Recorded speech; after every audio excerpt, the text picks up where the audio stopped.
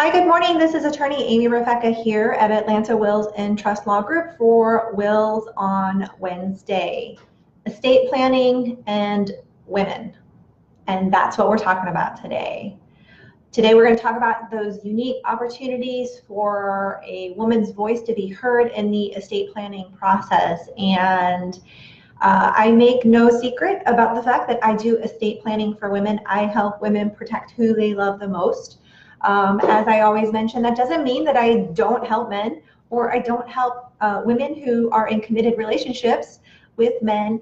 I just firmly believe, and our firm stands for, there is a strong place in the estate planning process for women. And we really feel that we are uniquely situated to help women come into the process and find a way to ensure that their voice is heard in that process. So that's what we're talking about today. What opportunities during the planning process do women have to really have their voice heard? So the first thing that really stands out for us for estate planning in women in their process is just statistically women are going to live longer than men. And while I think studies show that maybe that difference in years that women live longer, that might be shortening, might be changing a little bit. The fact of the matter is that depending on what generation you are in, how old you are currently, there is a strong likelihood that you will outlast your partner in a committed relationship with a man. So what does that impact estate planning? Well, you need to make sure a few things happen during the planning process if you are the woman, or even if you are the husband or committed male partner of a woman. You need to make sure certain things are in place and that her voice is heard. What she would like to have happen happens in your estate plan, and that you guys have a conversation about that during the estate planning process. If you're not in a committed relationship and you need to think uniquely about who is going to care for you if you are a woman. I work with a lot of women in estate planning who perhaps don't have children, never had children during their lifetime, and who are not currently in a committed relationship. And so we find unique opportunities during the planning process to look for the best individuals and how that individual can help them during their lifetime if they become incapacitated, or in their estate planning documents, what happens after they pass away with all of their items and all of their things and their money, and how they would like to have that happen. So in estate planning world, for women who aren't in a committed relationship and maybe don't have adult children, there are several ways to approach estate planning that we believe are very unique for women, and we just want to make sure that their voices are heard. And thank you so much for joining me, Christine, and I know that you might have a lot of opinions on this as well. So in addition to one, ensuring that your estate plan addresses the high likelihood that that woman is going to outlive that man, that's one really unique opportunity for women in the estate planning and making sure that their voice is heard during the planning process. A second that we just mentioned is perhaps you are a woman and you need an estate plan and you are not in a committed relationship with anyone and you may not have children.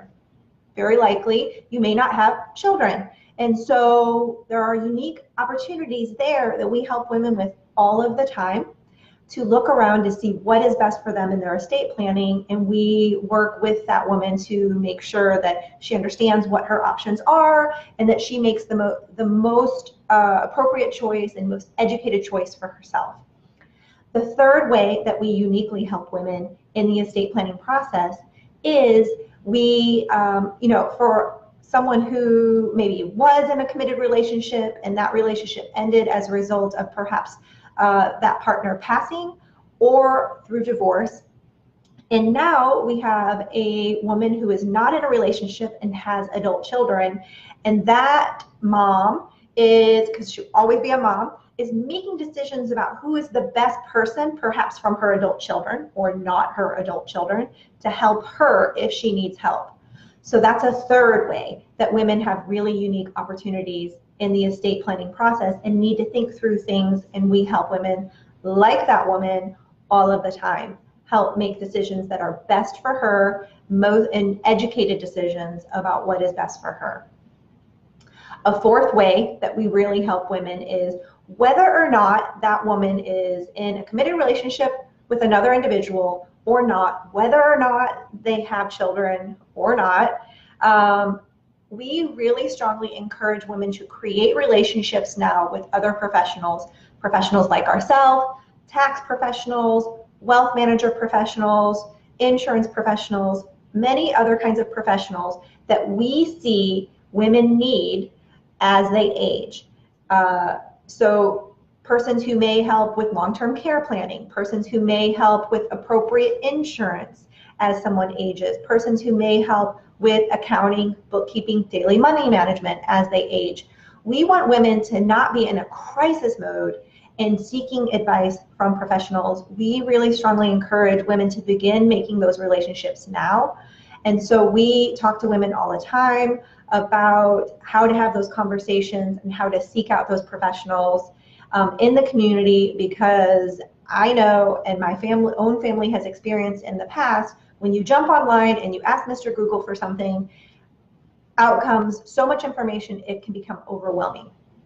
So when we are working with women in the estate planning process, we really want them to have conversations, begin relationships now, and so they are not seeking advice, or family members are not seeking advice from professionals in a crisis situation, and where that woman can become more vulnerable to someone who, you know, they may not have wanted to work with had they had a longer time to create a relationship with them, or unfortunately create a relationship with someone in a crisis situation where perhaps that person doesn't have the woman's best interest in mind.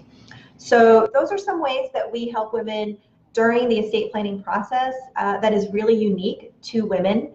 And, you know, again, we help women protect who they love the most. We help women protect their choices. We help women protect themselves. We help women protect everything that they've worked during their lifetime for, and we help women protect their family as well. And again, all of that comes down to, you know, the four things that I just mentioned to you that really are unique to the estate planning process for women. And that's kind of what we do here at Atlanta Wills and Trusts Law Group. We really focus on those things and a few other things that we could talk about as well today about women in estate planning. If you have a question about women in estate planning, reach out to us. We could share some material with you. We could just jump on a quick phone call with you just to educate you about women in estate planning and the unique opportunities that we see in the planning process. Thank you so much for joining me this morning. Atlanta Wills and Trust Law Group, Amy Rebecca signing off.